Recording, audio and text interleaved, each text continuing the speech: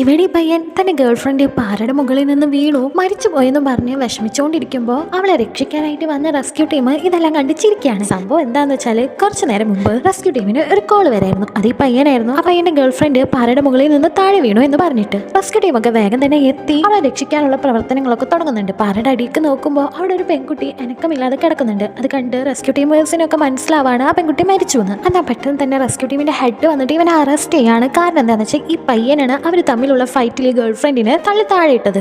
ആദ്യം ആ പയ്യനെ എതിർത്തെങ്കിലും പെട്ടെന്ന് അറിയാതെ ചെയ്തു പോയതാണ്. എന്റെ ഗേൾഫ്രണ്ടിനെ എങ്ങനെയെങ്കിലും രക്ഷിക്കണം എന്ന് പറയാണ്. പക്ഷെ റെസ്ക്യൂ ടീം അടിച്ചെന്ന് നോക്കുമ്പോഴാണ് മനസ്സിലാവുന്നത് അത് വെറും ഒരു ഡോള് മാത്രമായിരുന്നു, ഡമ്മി ബൊമ്മയായിരുന്നു. ശരിക്കും പറഞ്ഞ ചെക്കന് ഭ്രാന്താ. അവന്റെ വിചാരം ജീവനില്ലാത്ത ബൊമ്മ അവന്റെ ഗേൾഫ്രണ്ട് ആണെന്നാണ്. അവനെ വിഷമിപ്പിക്കേണ്ടെന്ന് വെച്ചോണ്ട് റെസ്ക്യൂ ടീമിലുള്ള എല്ലാവരും CPR കൊടുക്കുന്ന പോലെയൊക്കെ അഭിനയിച്ച് അവളെ രക്ഷിക്കുന്ന പോലെ കാണിക്കാണ്. ആ പയ്യനോട് ടെൻഷനോടുകൂടി എന്റെ ഗേൾഫ്രണ്ടിനെ എങ്ങനെയെങ്കിലും രക്ഷിക്കണം എന്ന് പറഞ്ഞ് നിൽക്കാണ്. അവസാനം ഈ പയ്യനൊരു മെന്റൽ ഹോസ്പിറ്റലിൽ കൊണ്ടുപോയി അഡ്മിറ്റ് ചെയ്തിട്ടുണ്ടാവണം.